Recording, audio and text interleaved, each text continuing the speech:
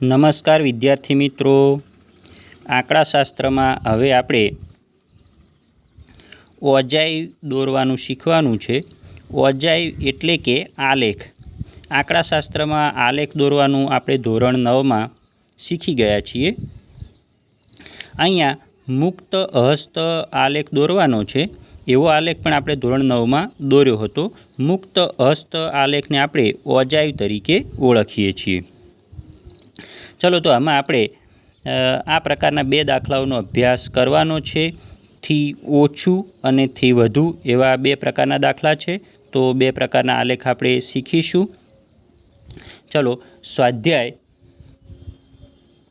14.4 दाखला नंबर 1। नीचेनुं आवृत्ति वितरण एक कारखानाना 50 कर्मीओनुं दैनिक वेतन दर्शावे छे। उपरना आवृत्ति वितरण ने थी ओछा प्रकारना संचय आवृत्ति वितरण में फेरवो अने तेनो ओजाई दोरो। ओजाई एटले के एक प्रकारनो आलेख छे। चलो अहीं आपणे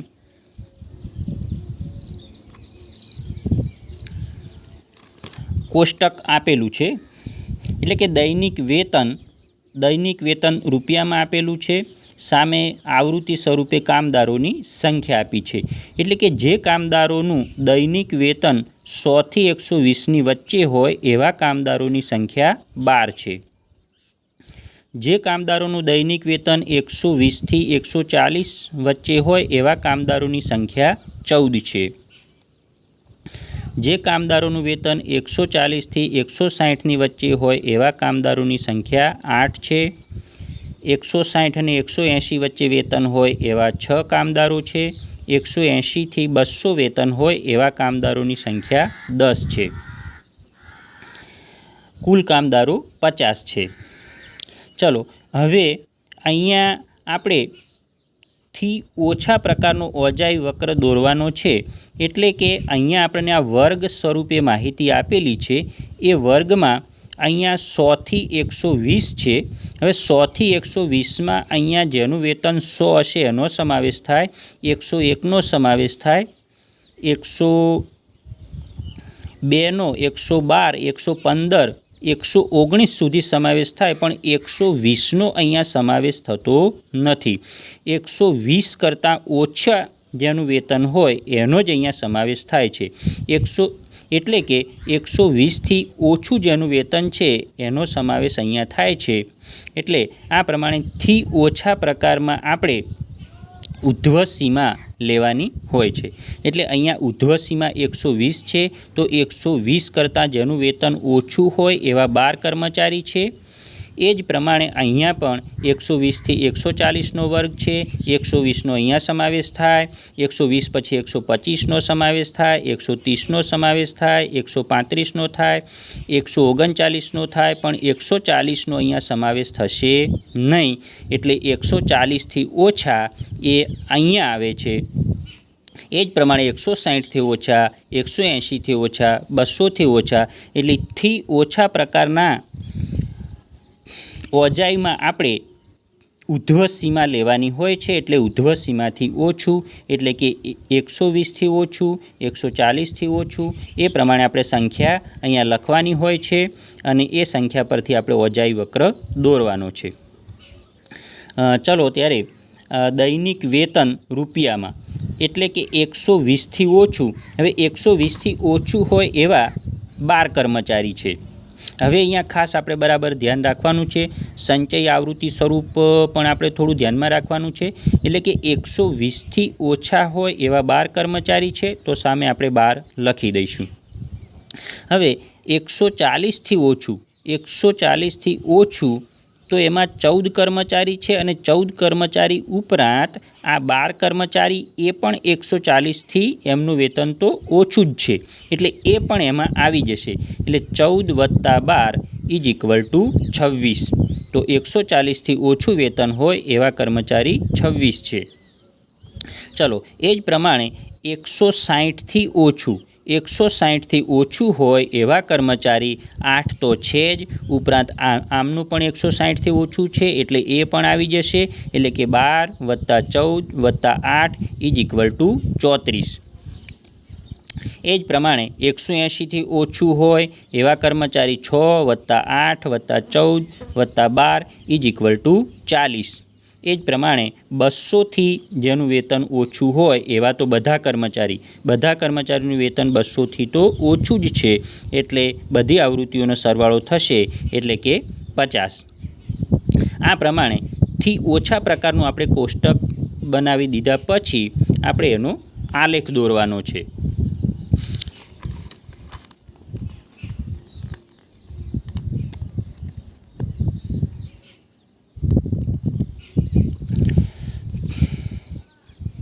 ચલો આલેખમાં આપણે સૌપ્રથમ એક્સ અક્ષ દોરવાની છે।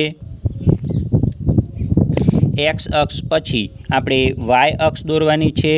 વાય અક્ષ ઉપર આપણે સંચય આવૃત્તિ લેવાની છે। સંચય આવૃત્તિ, હવે આવૃત્તિનું મૂલ્ય વધુમાં વધુ 50 છે, એટલે અહીંયા 50નો સમાવેશ થઈ જાય એ પ્રમાણે સંચય આવૃત્તિ લેવાની છે। આપણે અહીંયા 0 લઈએ, 0 થી 5, 5 થી 10, 15, 20, 25, 30, 35, 40, 45, 50। આપણે મોટામાં મોટી સંખ્યા 50 છે, એટલે અહીંયા 50 સુધીનો સમાવેશ થઈ જાય છે, એ પ્રમાણે આપણે લેવાનું। ચલો અહીંયા એક્સ અક્ષ ઉપર આપણે ઉધ્વ સીમાઓ લેવાની છે। હવે ઉધ્વ સીમાઓમાં આપણે 120થી શરૂઆત થાય છે। અહીંયા 0 છે, અહીંયા 0 થી શરૂઆત થાય છે, અહીંયા 120 પછી 140, એટલે કે આ બે વચ્ચેનો ગાળો 20નો છે। પછી 140 થી 160, તો આ બંને વચ્ચે પણ 20નો ગાળો છે, અહીંયા પણ 20નો ગાળો છે। હવે દરેક વચ્ચે 20નો ગાળો છે, પણ અહીંયા 0 થી 120, તો અહીંયા સીધો 120નો ગાળો પડે છે। હવે અહીંયા 120નો ગાળો પડે છે, એટલે એનો અર્થ આપણે એવો થાય છે કે અહીંયા 0 પછી 20 છે, 20 પછી 40 છે, 40 પછી 60 છે, 60 પછી 80, એ બધી સંખ્યાઓ અહીંયા છે, પણ એ આપણે જરૂર નથી, એટલા માટે એ સંખ્યાઓ આપણે અહીંયા લખતા નથી। એટલા માટે એક્સ અક્ષને આપણે આ પ્રમાણે ત્રાંસા ઝેડ સ્વરૂપે દર્શાવવાની હોય છે, એટલે કે વચ્ચેના મૂલ્યો અહીંયા છે પણ એ આપણે જરૂર નથી, એટલા માટે લખતા નથી। એટલે આનો અર્થ એવો થાય કે વચ્ચેના મૂલ્યો આપણે જરૂર નથી એટલે લખતા નથી, એ અહીંયા છે ખરા। 0 પછી સીધા આપણે 120 લખીએ છીએ, એટલે ઉધ્વ સીમાઓમાં આપણે 120 લખ્યા, પછી 140 લખ્યા, પછી 160, 180, એ પ્રમાણે મૂલ્યો લખી દીધા। હવે 120ની સામે સંચય આવૃત્તિ 12 છે, 120ની સામે સંચય આવૃત્તિ 12 છે, તો અહીંયા સીધા આપણે 120 આટલે જઈશું અને સીધા 10ની ઉપર 2 જઈએ એટલે 12 આવે, એટલે આશરે પડતું મૂલ્ય આપણે આટલે છે તો આટલે ટપકું કરી દઈએ। એ જ પ્રમાણે 140ની સામે 26 છે, તો અહીંયા આપણે 25ની ઉપર 26 આવે, તો અહીંયા 140થી સીધી લીટી દોરીશું, અહીંયા 25ની ઉપર 26 અહીંયા લીટી દોરીશું, અહીંયા આપણે ટપકું કરી દઈશું। એ જ પ્રમાણે 160 માટે 34 છે, તો 34 એ 35ની નીચે આવે છે, 35ની નીચે 34 આવે અને અહીંયા સીધા 160, એટલે આપણે ટપકું કરી દઈશું। એ જ પ્રમાણે 180 માટે 40 છે, તો અહીંયા સીધા 40માંથી અને 180ની સામે ટપકું કરી દઈશું। એ જ પ્રમાણે 200 માટે 50 છે, તો 50 અને 200ની સામે આટલે ટપકું કરી દઈશું।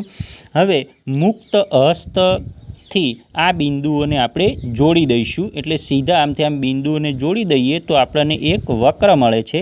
આ વક્રને આપણે ઓજાઈ તરીકે ઓળખીએ છીએ। આ આપણા માટે થયો ઓજાઈ।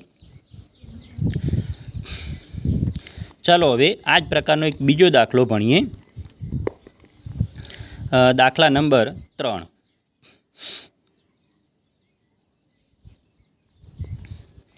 દાખલા નંબર 3, નીચેનું કોષ્ટક એક ગામના 100 ખેતરોમાં પ્રતિ હેક્ટર ઘઉંનું ઉત્પાદન દર્શાવે છે। આ આવૃત્તિ વિતરણનો થી વધુ પ્રકારના વિતરણમાં પરિવર્તિત કરો અને તેનો ઓજાય દોરો. એટલે અહીંયાથી વધુ પ્રકારનો આપણે ઓજાય વક્ર દોરવાનો છે. ચલો, અહીંયા આપણને કોષ્ટક આપેલું છે એટલે ઉત્પાદન ક્ષમતા કિલોગ્રામમાં હેક્ટર દીઠ આપણને આપેલી છે. 50 થી 55 કિલોગ્રામ થતા હોય એવા 2 ખેતરો છે, 55 થી 60 થતું એવા 8 ખેતરો છે, 60 થી 65 કિલોગ્રામ ઉત્પાદન થતું હોય એવા 12 ખેતરો છે. આમ દરેક આપણને વર્ગ આપ્યો છે. વર્ગની સામે ખેતરોની સંખ્યા એટલે કે આવૃત્તિ આપી છે. હવે અહીંયા આપણે થી વધુ એ પ્રકારનો વક્ર દોરવાનો છે. એટલે કે અહીંયા આ વર્ગ ઉપર આપણે ધ્યાન કેન્દ્રિત કરીએ તો અહીંયા 50થી વધુ છે, આ 50થી વધુ અને 55થી ઓછું. એટલે વધુની આપણે વાત કરવાની છે, 50થી વધુ 2 થશે.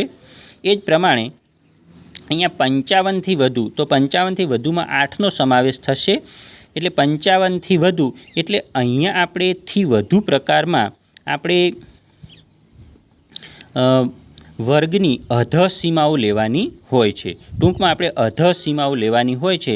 એટલે આ વર્ગની અધઃ સીમા 50 છે, આ વર્ગની અધઃ સીમા 55 છે, આ વર્ગની 60 છે. તો એનાથી વધુ એવો અર્થ થાય તો થી વધુ પ્રકારનો આપણને ઓજાય મળે. ચલો, હવે થી વધુ પ્રકારનું આપણે કોષ્ટક બનાવી દઈએ. તો ઉત્પાદન ક્ષમતા કિલોગ્રામ પ્રતિ હેક્ટરમાં તો 50થી વધુ, હવે 50થી વધુ હોય એવો આ વર્ગમાં 2 છે, પણ બાકીના બધા તો 50થી વધુ જ છે. એટલે 50થી વધુમાં બાકીના બધા પણ આવી જશે. એટલે 2 + 8 + 12 + 24 + 38 + 16 એટલે કે ટોટલ આવૃત્તિનો સરવાળો એ 50થી વધુ તો બધામાં છે જ, એટલે એ આવી જશે. ચલો, તો 50થી વધુમાં કુલ આવૃત્તિ આવી જાય એટલે કે 100 આવશે. હવે 55થી વધુ, તો 55થી વધુમાં હવે માત્ર આ 2 જ ઓછા. 55થી વધુ તો 8 છે, 12 છે, 24 છે અને બાકીની બધી આવૃત્તિ એટલે કે 38 અને 16 છે. માત્ર 2 નથી, 55થી વધુમાં 2 નથી. એટલે 100માંથી 2 બાદ કરી દઈએ તો 98 મળે. તો 55થી વધુમાં 98 મૂલ્ય આવે છે. એ જ પ્રમાણે 60થી વધુ, 60થી વધુમાં 8 અને 2 બાદ થઈ જાય. 100માંથી 8 અને 2 એટલે કે 8 + 2 10 એટલે 100માંથી 10 બાદ થાય તો 90 આવે છે. તો 60થી વધુમાં 90.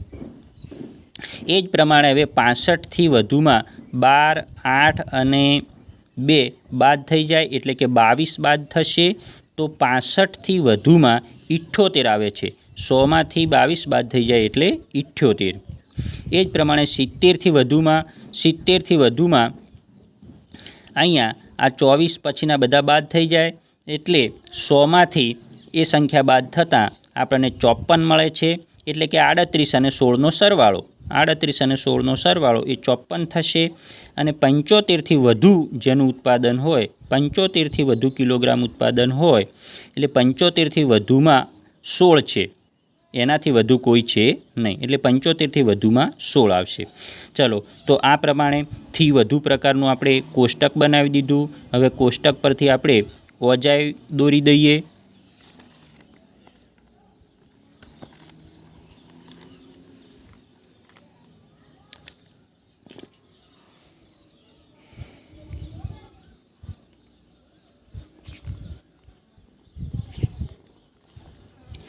ચલો, ઓજાઈમાં આપણે સૌપ્રથમ એક્સ અક્ષ દોરવાની છે, પછી વાય અક્ષ દોરવાની છે.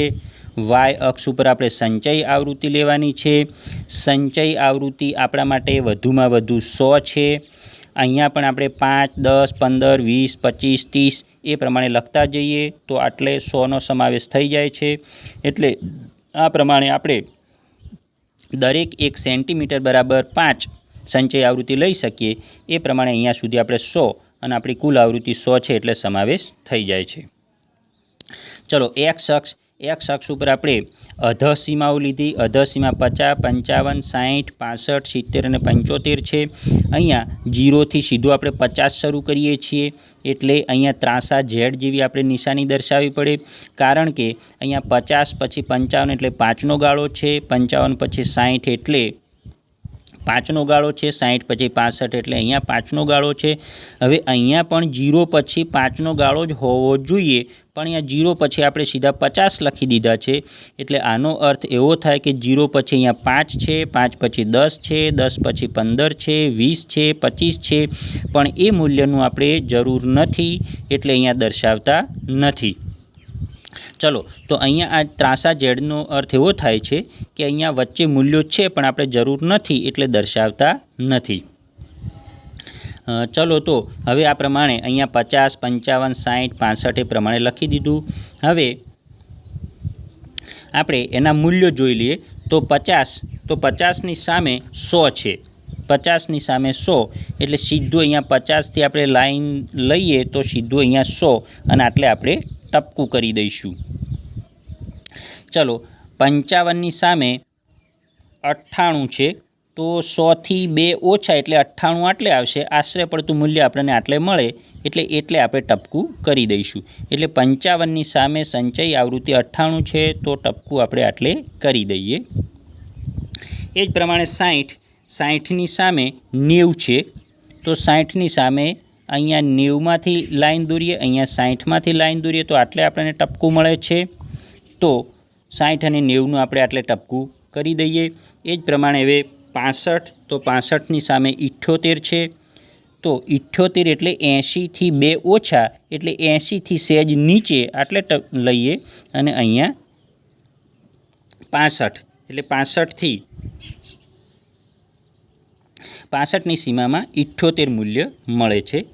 70, તો 70ની સામે મૂલ્ય છે 54 એટલે કે 55થી એક ઓછું એટલે 55થી સહેજ નીચે આટલે આપણને 70ની સામે આટલે બિંદુ મળે છે.